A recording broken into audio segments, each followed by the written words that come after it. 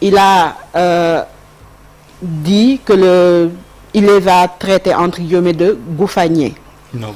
de gougnafier, excuse-moi, j'arrive pas à prononcer. Wow, j'arrive pas à prononcer. Non, problème. J'ai du mal à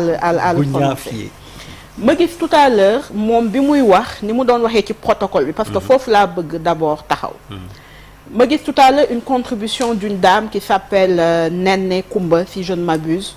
Touré, qui était dans le protocole, qui a beaucoup travaillé avec l'ancien chef de protocole au niveau de la présidence, dama fàtte tur bi mooy ku xeesoon kii Bruno et qui a dit des phrases yoo xam ni c'était très intéressant mais fi muy conclure rek lay ñëw bi muy wax ci protocole bi mu ne dans une période où notre pays aspire à consolider son projet démocratique, chaque signe, chaque mot, chaque geste peut être interprété. Le respect des formes républicaines est peut-être l'un des chemins les plus sûrs vers une gouvernance apaisée et lisible. Loolu la ñëw parce que je pense que jàng na ko mu ñëw mu ne le détail n'est jamais anodin. mu yegg si nekk mu ne le protocole est la grammaire silencieuse de l'État. muy décrire d'une manière très correcte le fait que li Moustapha Diakhaté doon wax ci avem la il était en train d'apprécier un fait ñu ñëw ñu téye ko fa ñu jóge foofu ñu ñëw le mot gougnafier ñu indi ñu ne offense la au chef de l'État. Alors par hasard hier dafa am kenn ku commenter benn texte bu si je ne m'abuse commissaire Sadio bindoon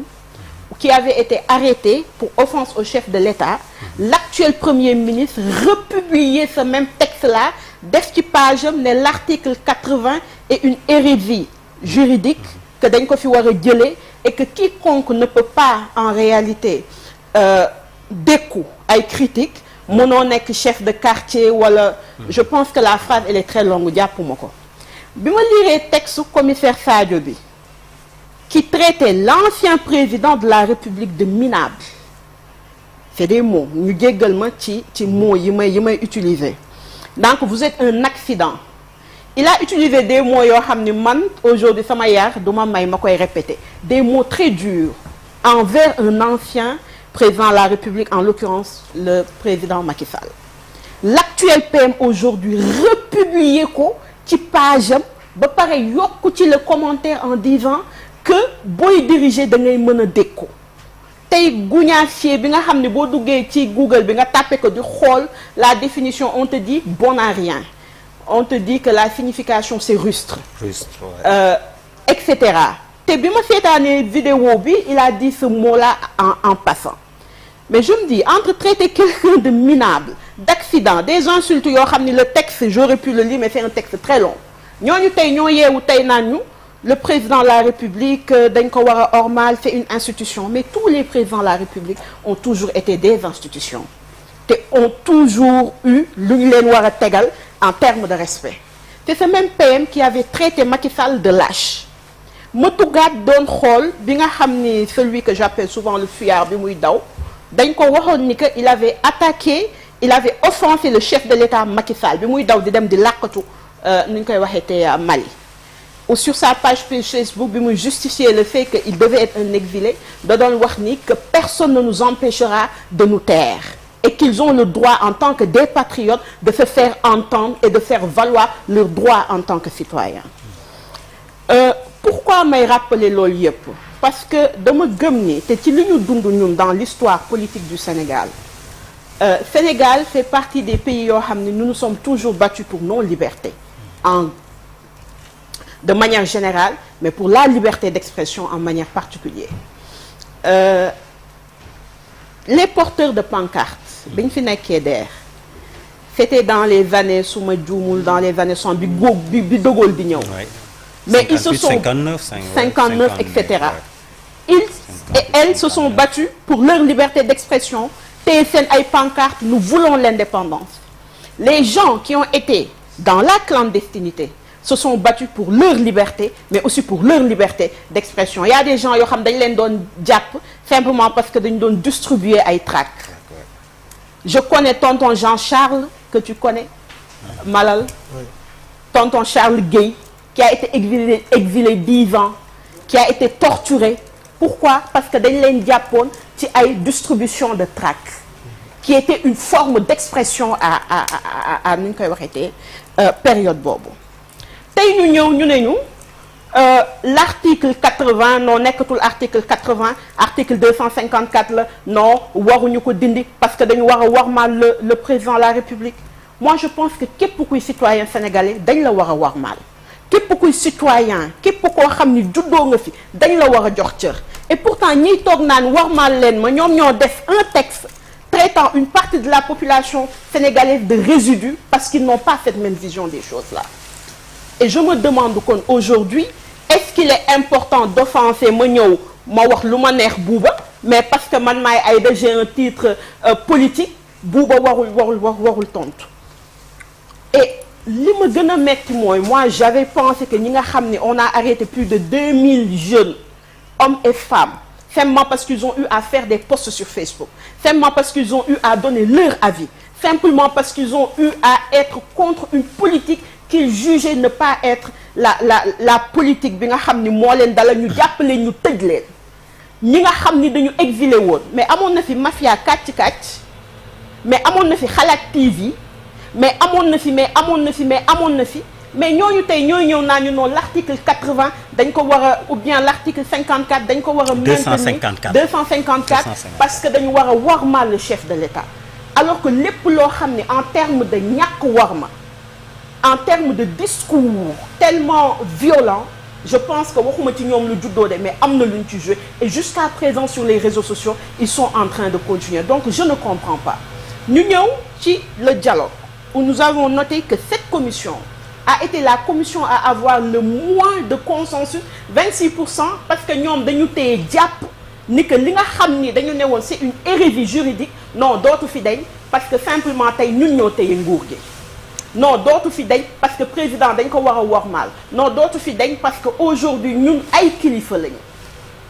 alors que fii képp koo xam ni mës nga fi jiite mais institution nga woon quand un député a été face à Moustapha Niasse qui avait l'âge d'être son père etc di ko apostropher de manière pas du tout correcte puisque ci foofu la ñuy jëm mais Moustapha Niasse nekkul woon kilifa. Je pose des questions parce que il est important que l'on puisse en réalité rappeler ces faits-là te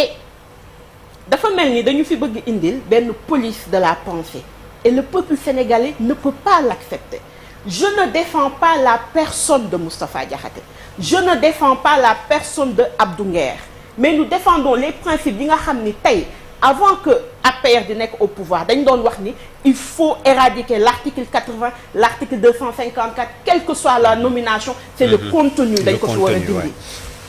am ku doon rappeler am na émission bu ma doon def démb que Sénégal yu ci bëri ci ay loi wam da ko copier ci l'Europe mais en France l'offense au chef de l'État a été abrogée par la Cour nu ñu koy waxee la Cour européenne des droits de l'homme tey le président de la République wala quiconque il lit régir le citoyen simple mooy régir le président de la République et quand j'entends parler dafa mel ni à mon humble avis dañu bëgg delloo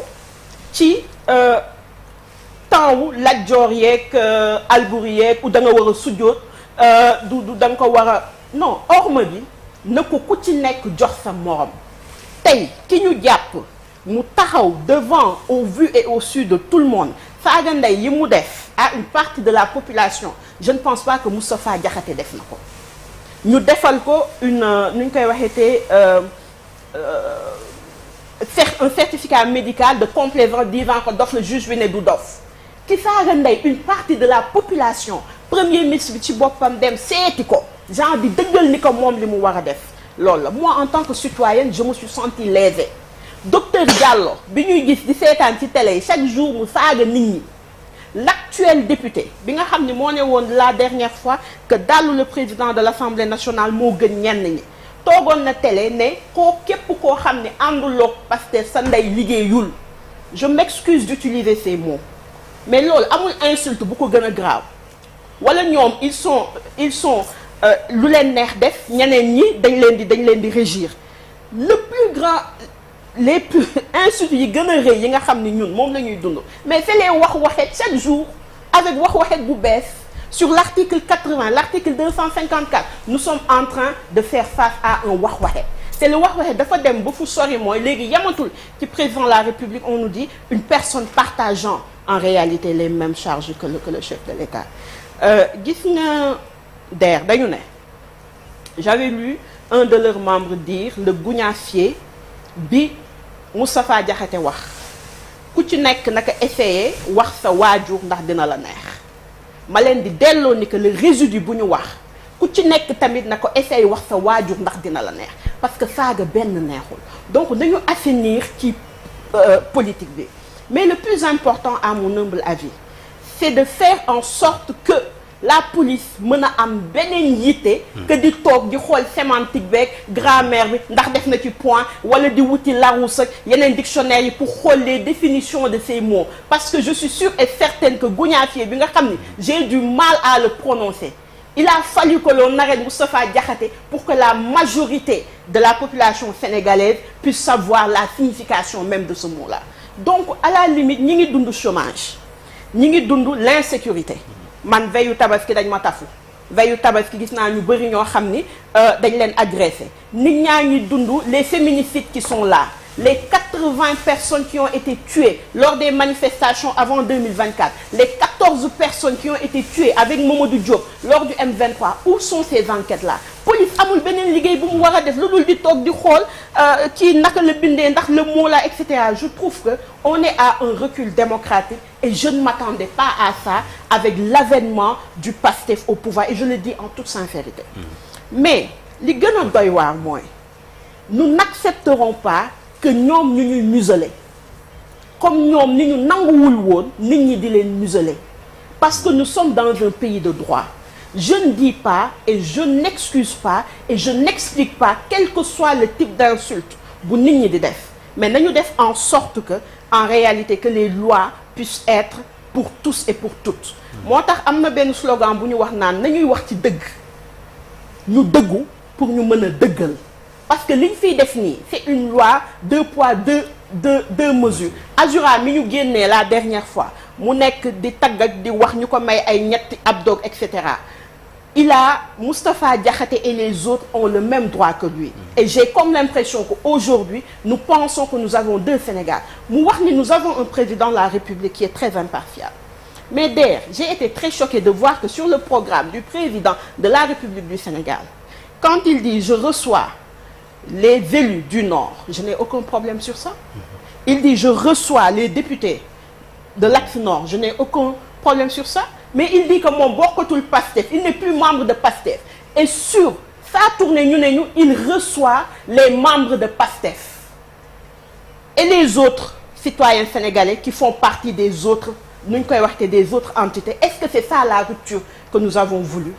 l'autre wax-waxet sur les voitures qu'il nous donne des explications des députés l'autre wax-waxet sur la nomination en réalité comment on appelle ça des vice-consuls bi nga xam ne y a un texte qui a été produit ci seen livre solution bi et tey ñu ñuy jox ay circonstances atténuantes comme je le dis moi j'ai comme l'impression qu'il y a un virus mais disons-le à haute et intelligible voix au Sénégal mënatuñu museler nit ñi moi je parle au-delà de la personne de Moustapha Diakhaté parce que nous avons vu Abdou Nguer nous avons vu d'autres qui ont été arrêtés te liñ ñuy tegal en réalité képp koo xam ni wax nga ak sa aqulay taala amul fu mu tegu parce que bu ne dañ ne saaga wala ñu ne wax wala ñu ne critique wala ñu indi une règle cette règle-là elle doit être valable pour tous et pour toutes et loolu en réalité gisuñu ko cette police de la pensée comme je l'ai rappelé l'histoire le Sénégal fait partie des pays yoo xam ni les citoyens ont toujours revendiqué leurs droits et ils ont toujours eu une victoire que ce soit sur le court terme ou sur le